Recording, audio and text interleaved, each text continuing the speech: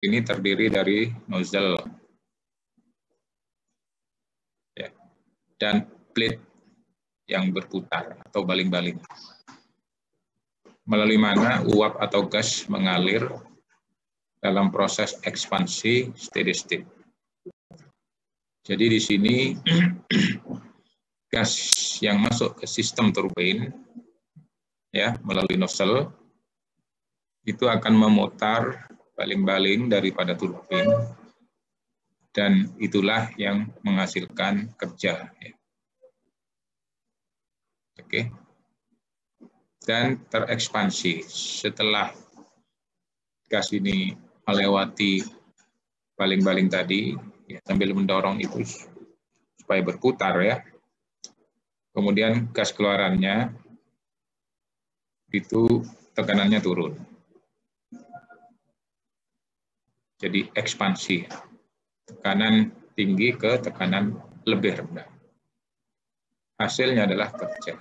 Jadi prinsip-prinsip yang ada sebelumnya masih dipakai di sini. Tekanan yang keluaran itu sering disebut juga tekanan discharge, ya. Outlet. Inletnya ya seperti yang masuk biasa. Ya. Jadi ada inlet, ada outlet. Secara keseluruhan, di dalam sistem ini terjadi konversi energi internal dari aliran bertekanan, tekanan tinggi kan tadi, ke dalam kerja mekanis. Namun karena ini ada sistem aliran energi internal tadi, itu bisa karena ada PV ya, UPV itu menjadi entalpi. Sehingga di sini entalpi lah yang berperan, baik di titik 1 dan titik 2. Ya, selisih antara entalpi 2 dan entalpi 1 lah itu menunjukkan kerja yang diberikan, yang dihasilkan, gitu ya. Oke. Jadi delta H sama dengan WS kalau dilihat dari gambar ini.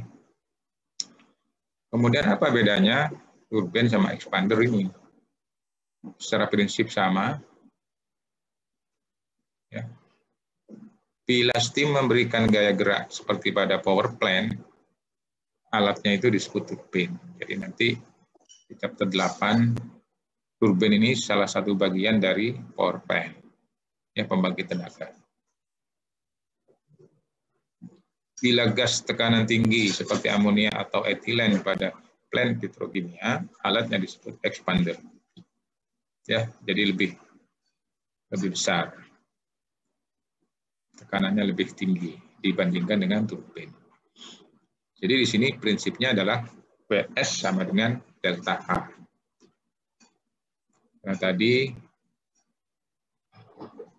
energi kinetik, potensial, dan tidak ada transfer panas di sini, maka hukum termodinamika yang pertama juga berlaku ya, jadi pada chapter 2 dulu. EP, EK, I tidak ada, yang ada hanya entalpi. Sehingga persamaan 713 ini adalah bagaimana saudara menghitung kerja yang dihasilkan oleh turbin atau expander. Kalau dalam dot sama dengan M dot delta H atau sama dengan M dot H2 minus H1. Jadi saya ingatkan lagi, di dalam sistem apapun, kalau yang dinamakan delta perubahan itu selalu akhir dikurangi awal ya, di H2 minus H1. Jangan terbalik karena tandanya akan berubah nanti. Kalau sama-sama dibagi dengan M-nya, berarti persatuan massa atau mol, S-nya sama dengan delta H sama dengan H2 minus H1, itu 714. Oke ya. Jika S. Biasanya kondisi inlet T1 dan T1 dan tekanan discharge-nya P2 ditetapkan, diketahui ya. Yang belum tahu T2. Itu tergantung pada prosesnya, sistemnya nanti. Karena proses itu sendiri ada yang reversible, ada yang irreversible. Bila fluida dalam turbin berekspansi secara reversible dan adiabatis, karena tidak ada panas yang ditransfer tadi adiabatis, tapi reversible, maka prosesnya disebut isentropik. Saudara sudah kenal juga ini isentropik, yaitu S2 sama dengan S1. Sehingga pada titik ini, pada titik di mana entropinya keluaran ini sama dengan S1, saudara akan dapat menentukan entalpi keluaran H2. Ya. Dan WS-nya diberikan oleh persamaan 714 dikali dengan WS isentropik. WS isentropik sama dengan delta HS.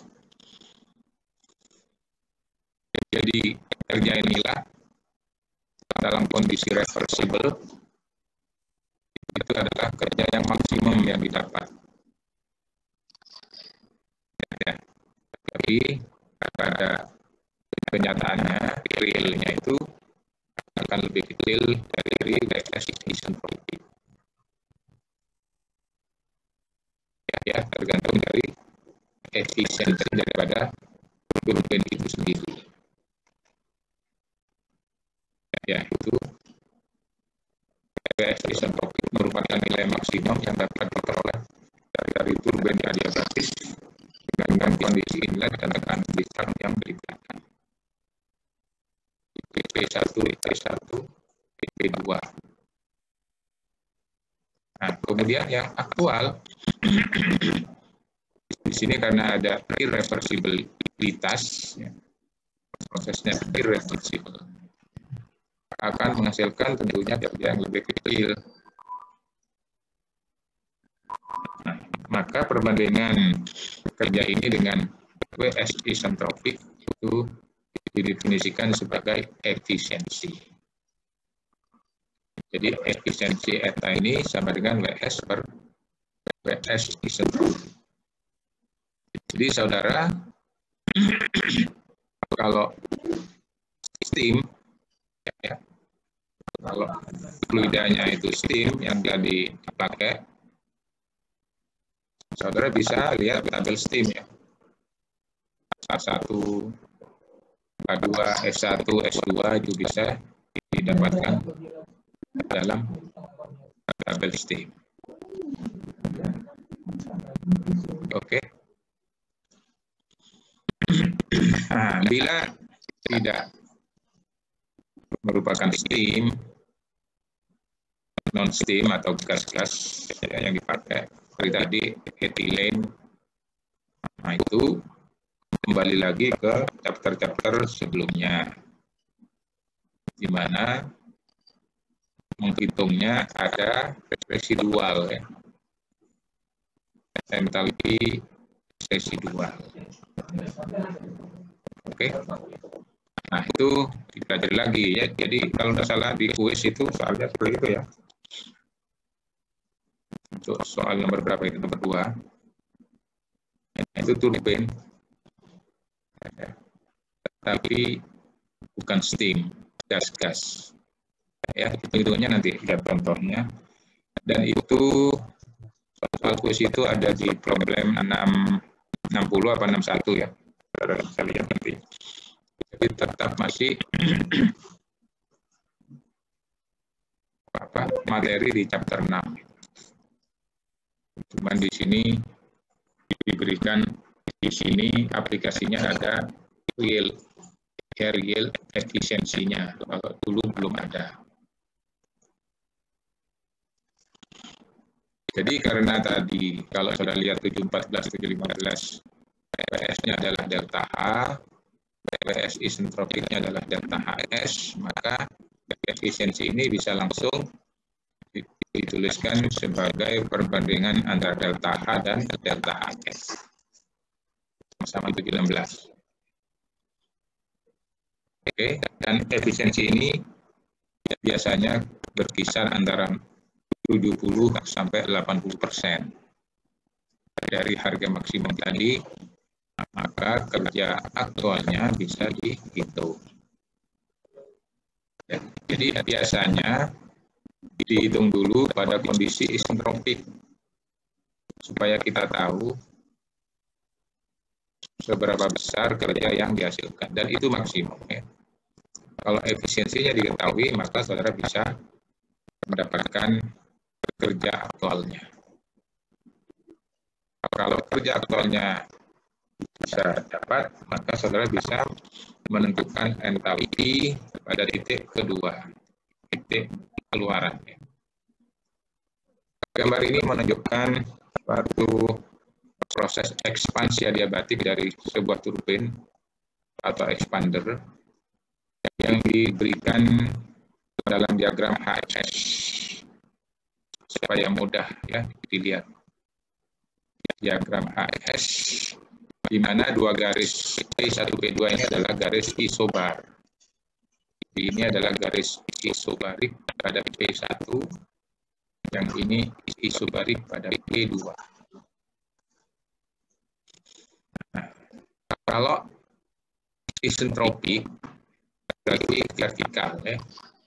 Dari titik 1 ke titik 2-nya ini diberikan dengan notasi 2 aksen.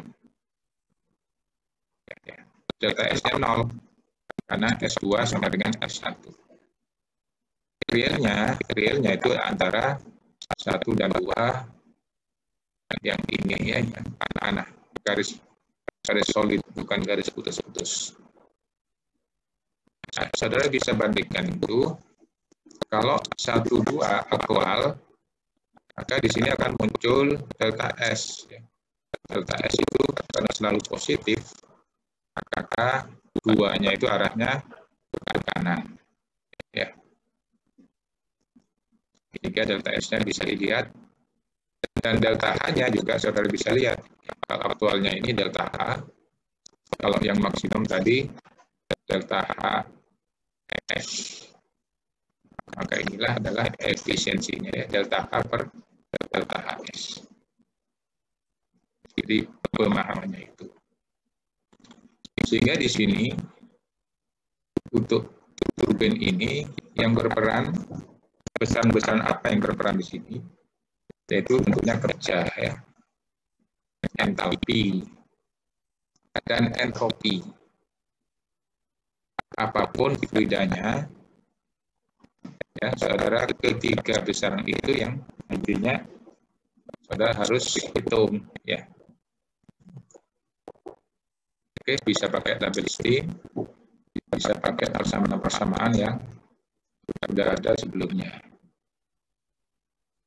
Terutama kalau non steam atau bukan steam, artinya gas-gas selain air, itu kalau aktual itu saudara pakai ada tambahan perhitungan residual ya, yaitu entalpi residual atau entropi residual. Karena itu akan ditambahkan pada perhitungan entalpi kalau dianggap sebagai gas ideal, entropi gas ideal ya. Itu ditambahkan ke persamaannya. Sehingga kalau sudah menghitung delta H, H2 minus H1, berarti nanti ada tambahan S2A, H2R dikurangi H1R, gitu, delta H-nya. Ya. Kalau dianggap sebagai gas ideal, R-nya hilang. Ya. Jadi kalau dianggap gas ideal, tidak ada R, berarti saudara menghitung seperti gas ideal. Dan itu semua sudah diberikan pada materi sebelumnya. Ya.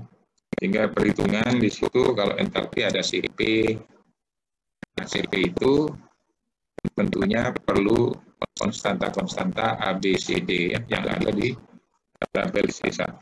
Nah, itu yang kita perlukan nanti.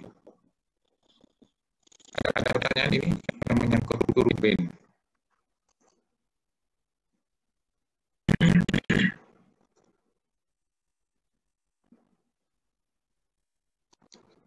Nanti contoh soalnya ya.